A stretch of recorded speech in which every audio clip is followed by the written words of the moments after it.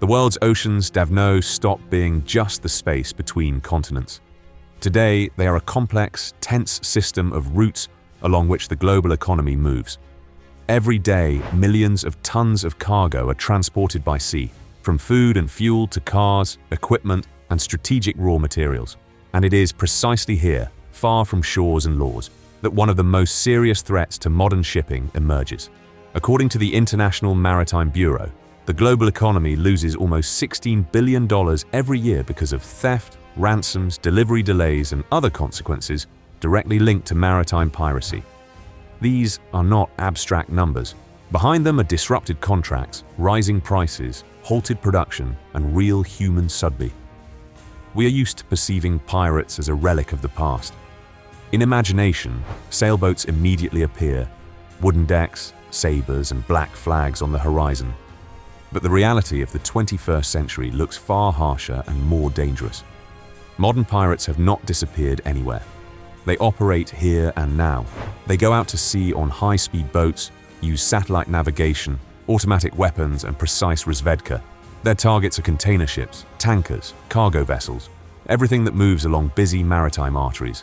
But before you learn all the details, I ask you to subscribe to the channel and like this video. I need your support because it is precisely it that helps me promote the videos. Thank you very much, and we begin.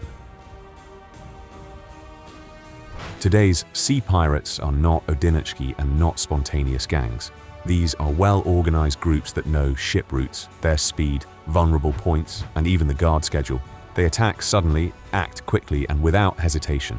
In some cases, pirates go so far that they try to enter into a confrontation with warships and even open fire on military helicopters participating in patrols.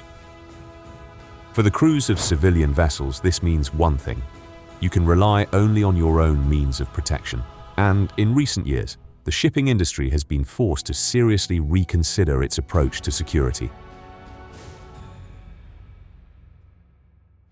Unlike warships, commercial vessels cannot and must not turn into combat units. The use of firearms on board is associated with enormous risks, from international legal consequences to threats to the crew members themselves. Therefore, the main emphasis was placed on non-lethal but maximano effective methods of defense.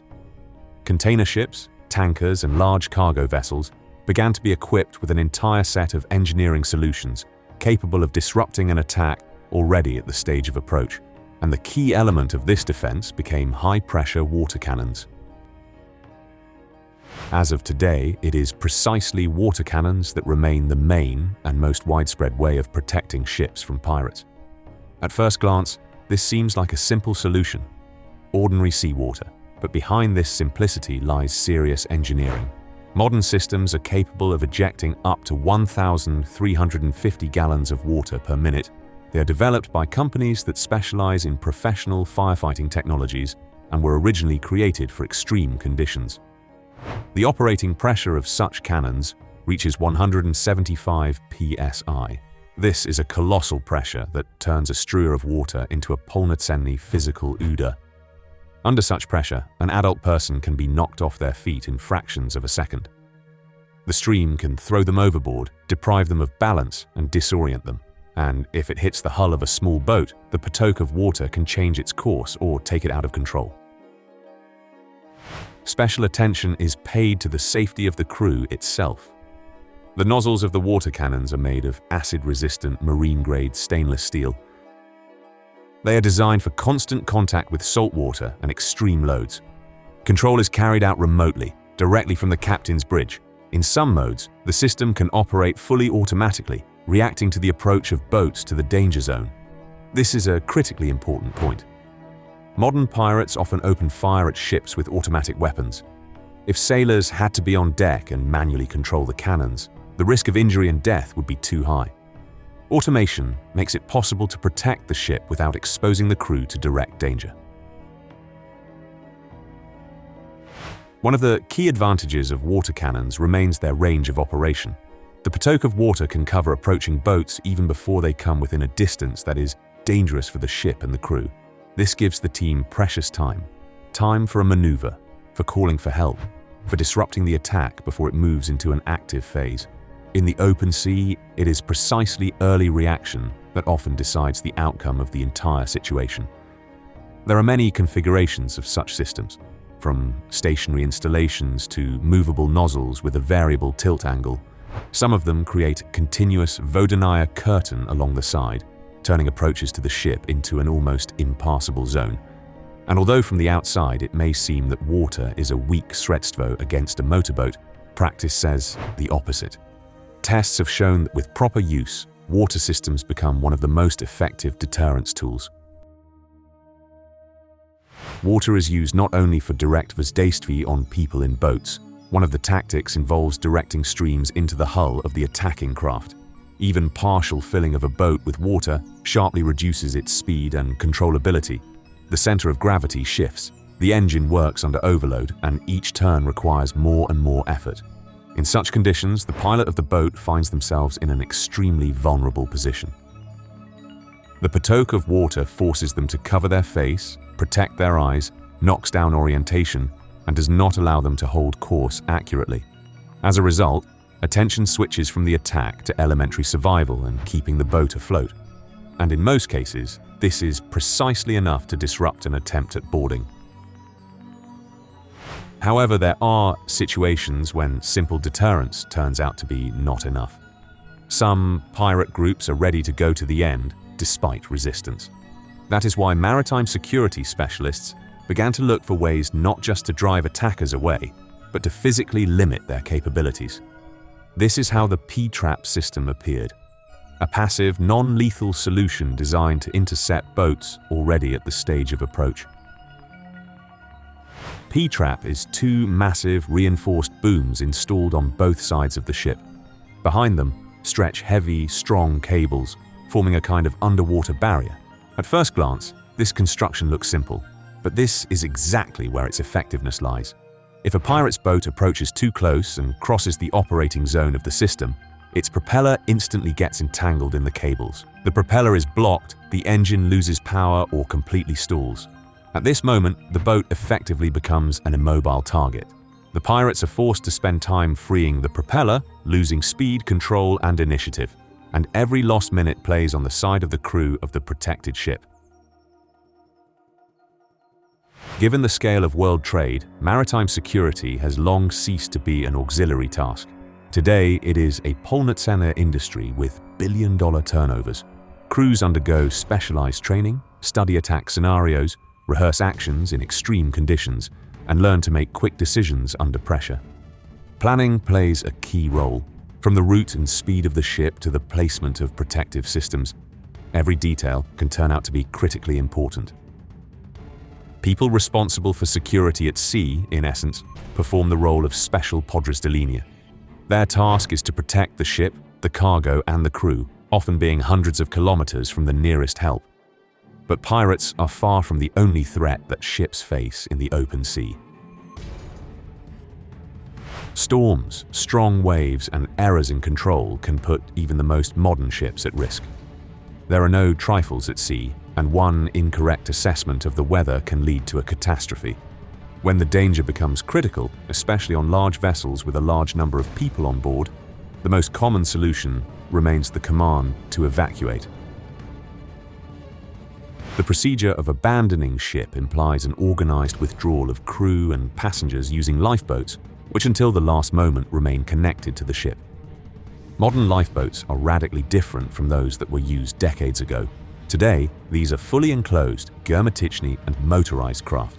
They are intended not simply to move away from a sinking ship, but also for active movement, searching for a safe zone, communication with rescue services, and transporting people to shore or to another vessel.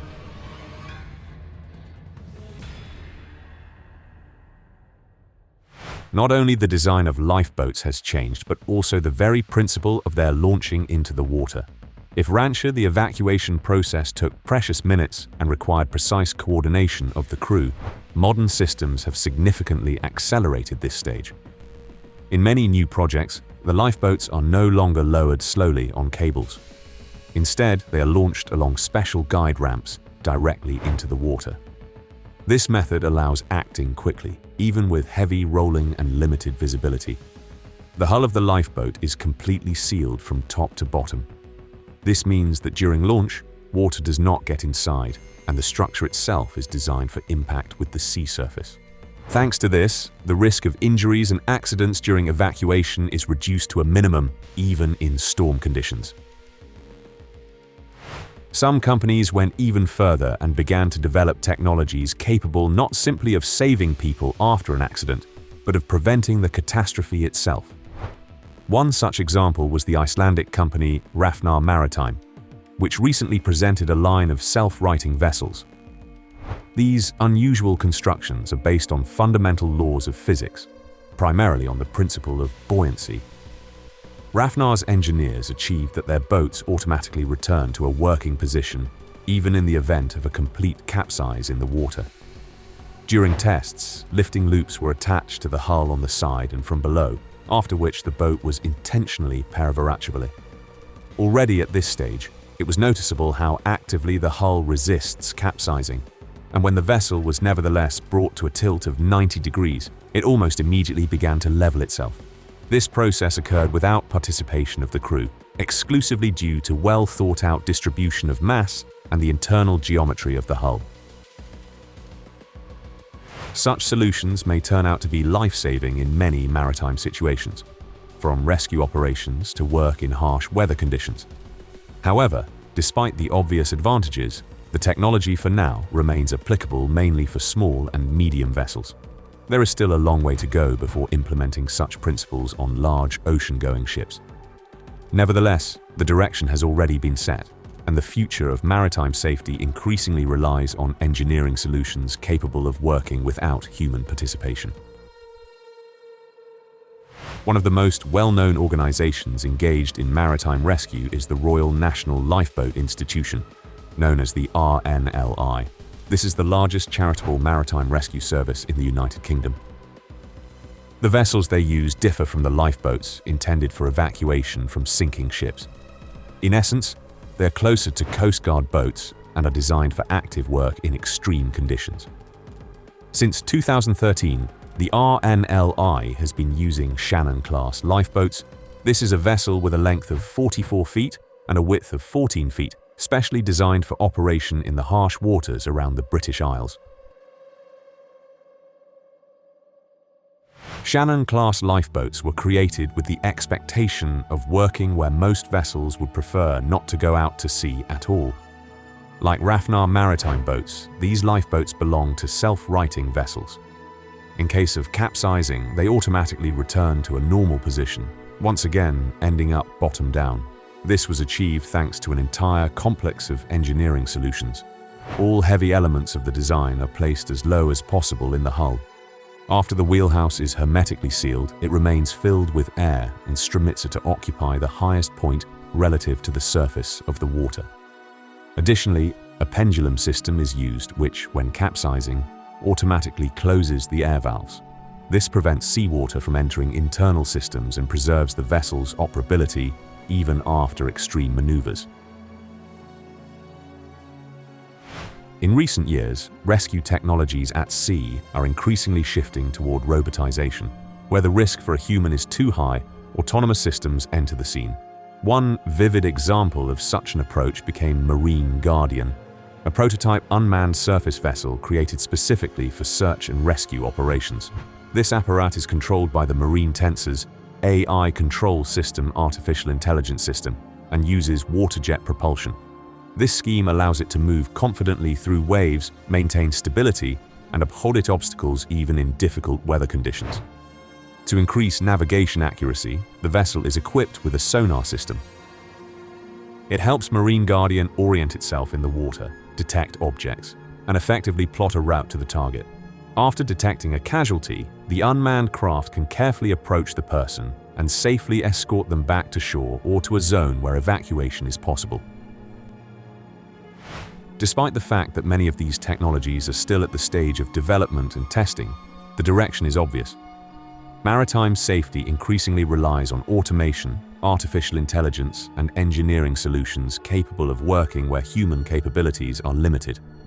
From water cannons and passive traps for pirates to self-righting vessels and unmanned rescuers, Each of these solutions is created with one goal: to preserve human lives and ensure safety in the most unpredictable conditions on the planet.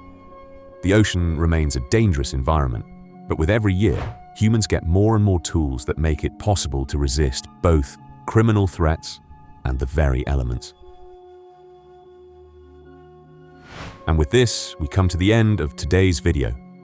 If you are interested to learn what technologies today protect ships, crews, and passengers around the world, be sure to support the channel and subscribe so you don't miss new episodes. Thank you for watching, and see you in the next video.